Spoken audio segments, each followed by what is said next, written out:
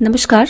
सभी साहित्य प्रेमियों के लिए इस सप्ताह प्रस्तुत है मुंशी प्रेमचंद जी के द्वारा लिखा हुआ उपन्यास गोदान। गोदान एक ऐसा उपन्यास है जिसे कृषक जीवन की महागाथा भी कहा जाता है। 1936 में इसको लिखा गया था। इसका नायक होरी है और नायिका होरी की स्त्री धनिया। तो इसका आज हम पहला भाग सुनेंगे और आने वाले समय में आप इसके और भी भाग सुन पाएंगे। होरी राम ने दोनों बैलों को सानी पानी देकर अपनी स्त्री धनिया से कहा, गोबर को ऊख गोड़ने भेज देना, मैं ना जाने कब लौटूं, जरा मेरी लाठी दे दे। धनिया के दोनों हाथ गोबर से भरे थे, उपले पाथ कर आई थी। बोली, अरे कुछ रस पानी तो कर लो, ऐसी जल्दी क्या है।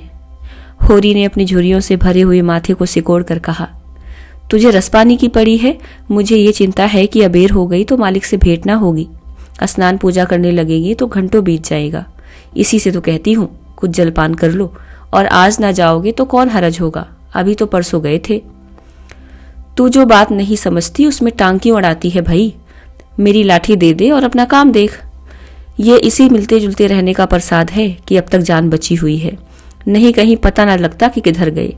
गांव में इतने आदमी तो हैं, किस पर बेदखली नहीं आई, किस पर कुड़की नहीं आई। जब दूसरे के पांव तले अपनी गर्दन दबी हुई है तो उन पांवों को सहलाने में ही कुशल है।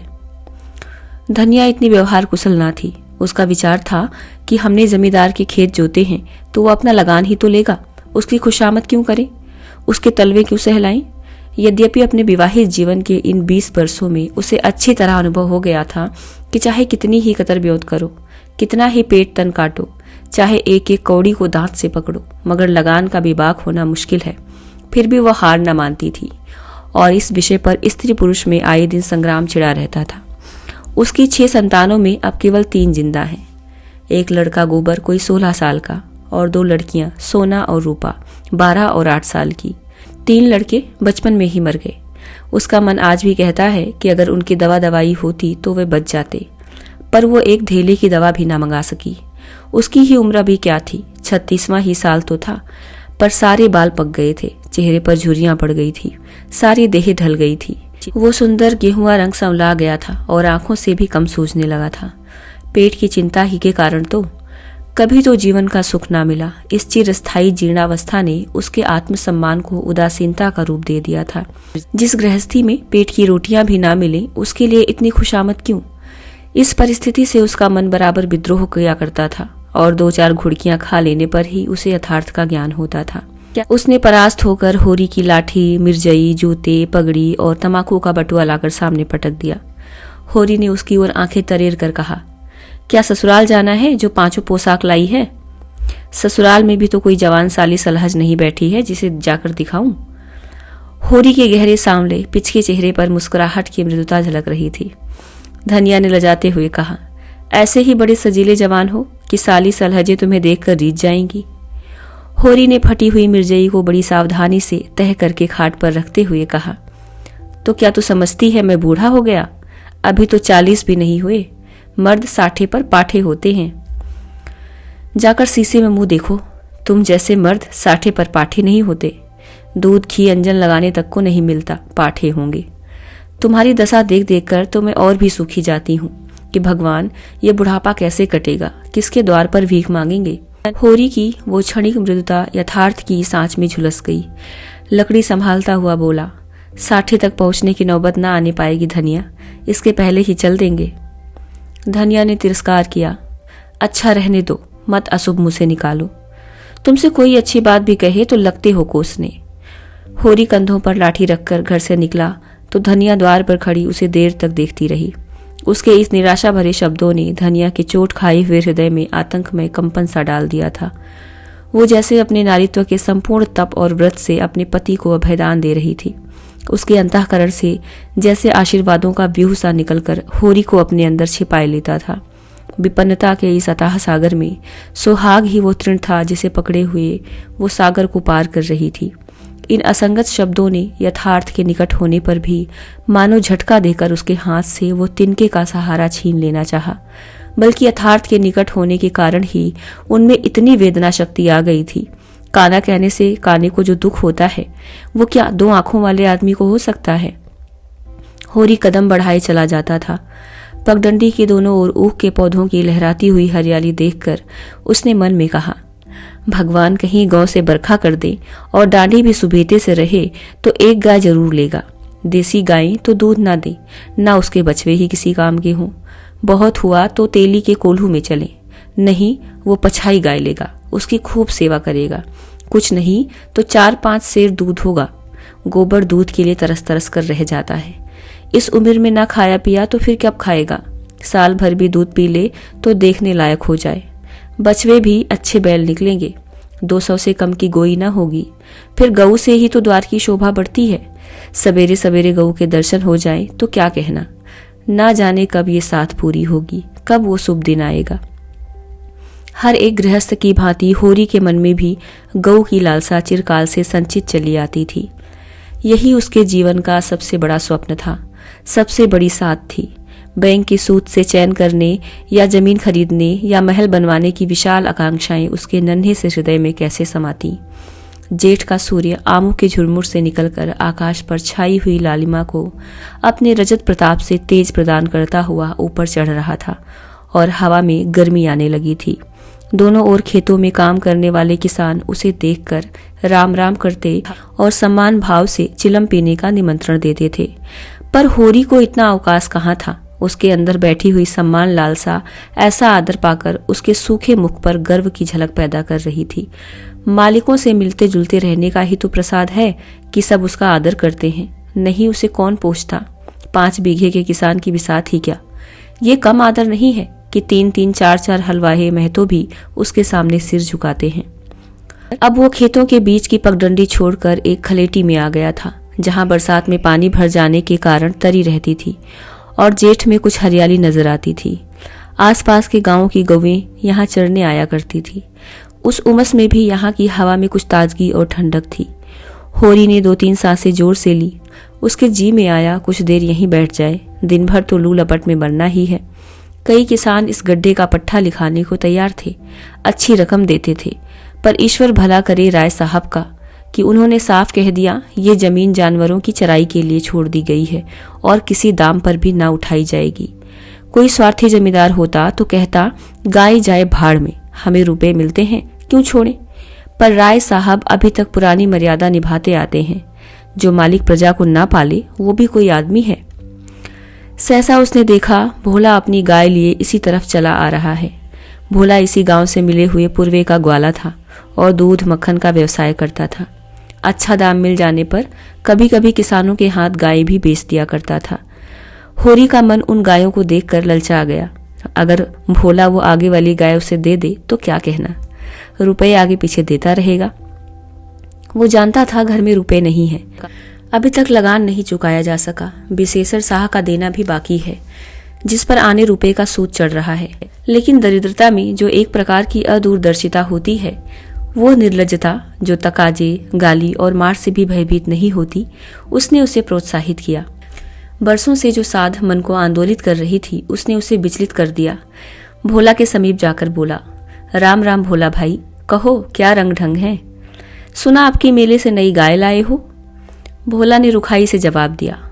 होरी के मन की बात उसने ताड़ ली थी। हाँ, 2 बछिए और 2 गाय लाया हूं। पहले वाली गाय सब सूख गई थी, बंधी पर दूध ना पहुंचे तो गुजर कैसे हो। होरी ने आगे वाली गाय के पुट्ठे पर हाथ रखकर कहा, दुधार तो मालूम होती है, कितने में ली। भोला ने शान जमाई। अब की बाजार तेज रहा मैं तो इसके 80 रुपए देने पड़े। आंखें निकल गईं। 30-30 रुपए तो दोनों कलेरों के दिए। तिस पर गाहक रुपए का 8 सेर दूध मांगता है। बड़ा भारी कलेजा है तुम लोगों का भाई। लेकिन फिर लाए भी तो वो माल कि यहाँ 10-5 गांवों में तो किसी के पास निकलेगी नहीं। भोला पर नशा चढ़ने लगा। बोला, राय साहब इसके 200 रुपए देते थे, दोनों कलोरों के 50-50 रुपए, लेकिन हमने ना दिए। भगवान ने चाहा तो 200 रुपए इसी बयान में पीट लूंगा। इसमें क्या संदेह है भाई, मालिक क्या खा के लेंगे। नजराने में मिल जाए तो भले ले लें। ये तुम्ही लोगों का गुर्दा है कि अंजुली भर रुपए तकदीर के भरोसे गिन देते हो। यही जी चाहता है कि इसके दर्शन करता रहूं। धन्य है तुम्हारा जीवन कि गऊओं की इतनी सेवा करते हो। हमें तो गाय का गोबर भी मयस्सर नहीं। गिरस्त के घर में एक गाय भी ना हो तो कितनी लज्जा की बात है। साल के साल बीत जाते हैं, गोरस के दर्शन नहीं होते। घरवाली बार बार कहती है भोला भैया से क्यों नहीं कहते? मैं कह देता हूँ, कभी मिलेंगे तो कहूँगा। तुम्हारे स्वभाव से बड़ी प्रसन्न रहती है। कहती है ऐसा मर्द मैंने नहीं देखा कि जब बातें करेंगे नीची आंखें करके, कभी सिर नहीं उठाते। भोला पर जो नशा चढ़ रहा था उसे इस भरपूर प्याले ने और गहरा कर दिया। बोला, आदमी वही है जो दूसरों की बहू बेटी को अपनी बहू बेटी समझे। जो दुष्ट किसी मेहरिया की ओर ताके उसे गोली मार देना चाहिए। ये तुमने लाख रुपए की बात कह दी भाई। बस सज्जन वही जो दूसरों की आबरू समझे। जिस तरह मर्द के मर जाने से औरतें अनाथ हो जाती हैं, उसी तरह औरत के मर जाने से मर्द के हाथ पांव टूट जाते हैं। मेरा तो घर उजड़ गया महतो, कोई एक लोटा पानी देने वाला भी नहीं। गत वर्ष भोला की स्त्री लू लग जाने के कारण मर गई थी। ये होरी जानता था, लेकिन 50 बरस का खंखड़ भोला भीतर से इतना स्निग्ध है वो ना जानता था। स्त्री की लालसा उसकी आंखों में सजल हो गई थी। होरी को आसन मिल गया, उसकी व्यावहारिक कृषक बुद्धि सजग हो गई। पुरानी मसल झूठी थोड़े है, बिन घरनी घर भूत का डेरा, कहीं सगाई क्यों नहीं कर लेते। ताक में हूं मैं तो, पर कोई जल्दी फंसता नहीं। 150 खर्च करने को भी तैयार हूं, जैसी भगवान की इच्छा। अब मैं भी फिराक में रहूंगा, भगवान चाहेंगे तो घर जल्दी बस जाएगा। बस यही समझ लो कि उबर जाऊंगा भैया।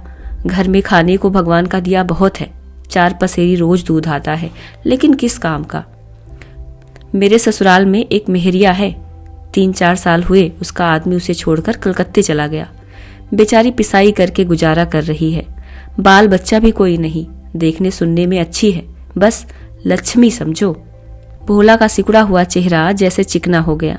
आशा में कितनी सुधा है। बोला, अब तो तुम्हारा ही आसरा है महतो। छुट्टी हो तो चलो एक दिन देख आए।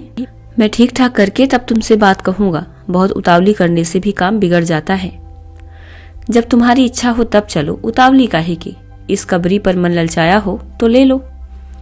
ये गाय मेरे मान की नहीं है दादा, मैं तुम्हें नुकसान नहीं पहुंचाना चाहता। अपना धर्म ये नहीं है कि मित्रों का गला दबाएं। जैसे इतने दिन बीते हैं वैसे और भी बीत जाएंगे। तुम तो ऐसी बात करते हो होरी जैसे हम तुम दो हैं। तुम गाय ले जाओ, दाम जो चाहे देना। जैसे मेरे घर रही वैसे तुम्हारे घर रही। 80 रुपए में ली थी, तुम 80 रुपए ही दे देना, जाओ।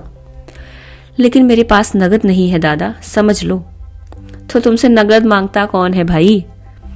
होरी की छाती गज भर की हो गई। 80 रुपए में गाय महंगी न थी। ऐसा अच्छा डील डोल, दोनों जून में 6-7 सेर दूध, सीधी ऐसी कि बच्चा भी दूले। इसका तो एक एक बाछा 100-100 का होगा।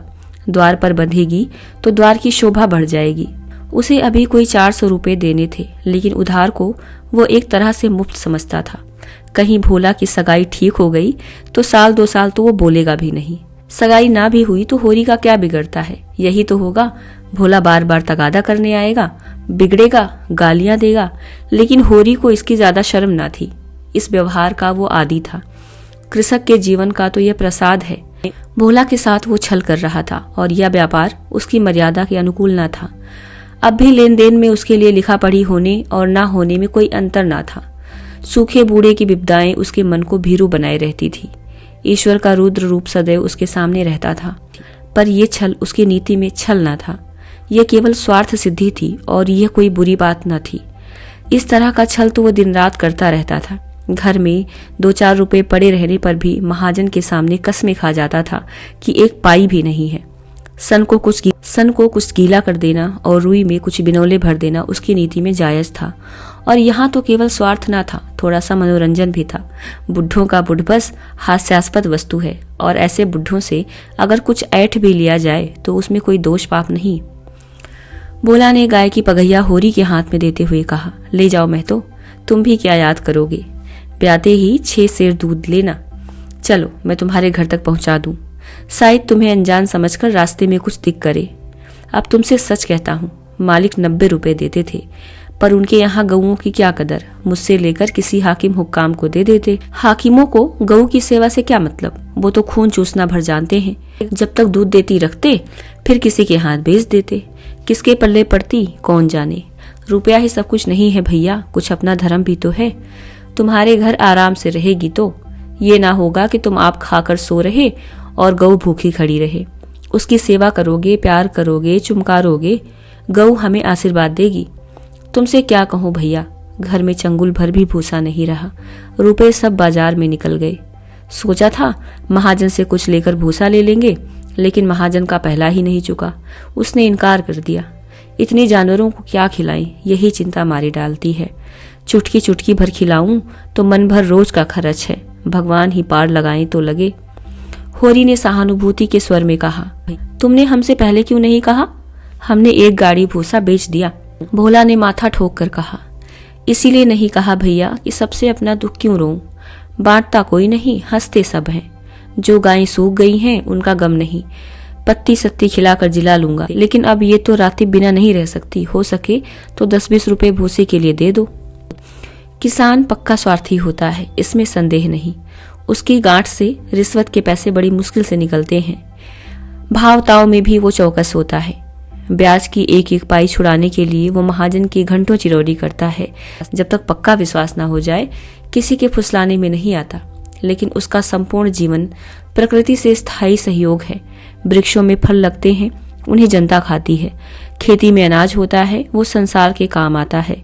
गाय के थन में दूध होता है, वो खुद पीने नहीं जाती, दूसरे ही पीते हैं। मेघों से वर्षा होती है, उससे पृथ्वी तृप्त होती है। ऐसे समय में कुत्सित स्वार्थ के लिए कहाँ स्थान। होरी किसान था और किसी के जलते हुए घर में हाथ सेकना उसने सीखा न था। भोला की संकट कथा सुनते ही उसकी मनोवृत्ति बदल गई। पगहिया को भोला के हाथ में लौटाता हुआ बोला, रुपए तो दादा मेरे पास नहीं है। हाँ, थोड़ा सा भूसा बचा है, वो तुम्हें दूंगा, चलकर उठवा लो। भूसे के लिए तुम गाय बेचोगे और मैं लूंगा, मेरे हाथ न कट जाएंगे। भोला ने आर्द्र कंठ में कहा, तुम्हारे बैल भूखे न मरेंगे, तुम्हारे पास भी कौन सा बहुत सा भूसा रखा है। नहीं दादा, आपकी भूसा अच्छा हो गया था। मैंने तुमसे नाहक ही भूसे की चर्चा की। तुम ना कहते और पीछे से मुझे मालूम होता तो मुझे बड़ा रंज होता कि तुमने मुझे इतना गैर समझ लिया। अवसर पड़ने पर भाई की मदद भाई ना करे तो काम कैसे चले। मुदा ये गाय तो लेते जाओ। अभी नहीं दादा, फिर ले लूंगा। तो भूसे के दाम दूध में कटवा लेना। होरी ने दुखित स्वर में कहा, दाम कौड़ी की इसमें कौन बात है दादा। मैं 1-2 जून तुम्हारे घर खा लूं तो तुम मुझसे दाम मांगोगे। भोला ने कहा, लेकिन तुम्हारे बैल भूखों मरेंगे कि नहीं। होरी बोला, भगवान कोई न कोई सबील निकालेंगे ही। आषाढ़ सिर पर है, कड़वी बोलूंगा। मगर ये गाय तुम्हारी हो गई, जिस दिन इच्छा हो आकर ले जाना। किसी भाई का लीलाम पर चढ़ा हुआ बैल लेने में जो पाप है वो इस समय तुम्हारी गाय लेने में है, होरी ने कहा। होरी में बाल की खाल निकालने की शक्ति होती तो वो खुशी से गाय लेकर घर की राह लेता। भोला जब नगद रुपए नहीं मांगता तो स्पष्ट था कि वो भूसे के लिए गाय नहीं बेच रहा है, बल्कि इसका कुछ और आशय है। लेकिन जैसे पत्तों के खड़कने पर घोड़ा अकारण ही ठिठक जाता है और मारने पर भी आगे कदम नहीं बढ़ाता, तो वही दशा होरी की थी। संकट की चीज लेना पाप है, ये बात जन्म जन्मांतरों से उसकी आत्मा का अंश बन गई थी। भोला ने गदगद कंठ से कहा, तो किसी को भेज दूं भूसे के लिए। होरी ने जवाब दिया, अभी मैं राय साहब की ड्योढ़ी पर जा रहा हूँ, वहां से घड़ी भर में लौटूंगा, तभी किसी को भेजना। भोला की आंखों में आंसू भर आए। बोला, तुमने आज मुझे उबार लिया होरी भाई। मुझे अब मालूम हुआ कि मैं संसार में अकेला नहीं हूँ, मेरा भी कोई हीतू है। एक क्षण के बाद उसने फिर कहा, उस बात को भूल न जाना। होरी आगे बढ़ा तो उसका चित्त प्रसन्न था। मन में एक विचित्र स्फूर्ति हो रही थी। क्या हुआ, 10-5 मन भूसा चला जाएगा। बेचारे को संकट में पड़कर अपनी गाय तो न बेचनी पड़ेगी। जब मेरे पास चारा हो जाएगा तब गाय खोल लाऊंगा। भगवान करे मुझे कोई मेहरिया मिल जाए, फिर तो कोई बात ही नहीं। उसने पीछे फिर कर देखा। कबरी गाय पूंछ से मक्खियां उड़ाती, सिर हिलाती, मस्तानी मंद गति से झूमती चली जाती थी, जैसे बंदियों के बीच में कोई रानी हो। कैसा शुभ होगा वो दिन जब ये कामधेनु उसके द्वार पर बंधेगी। तो ये था गोदान का भाग 1। क्या भोला के विवाह के लिए होरी को कोई स्त्री मिलती है? क्या होरी की गाय पाने की इच्छा पूरी होती है? जानने के लिए सुनिए इसका दूसरा भाग।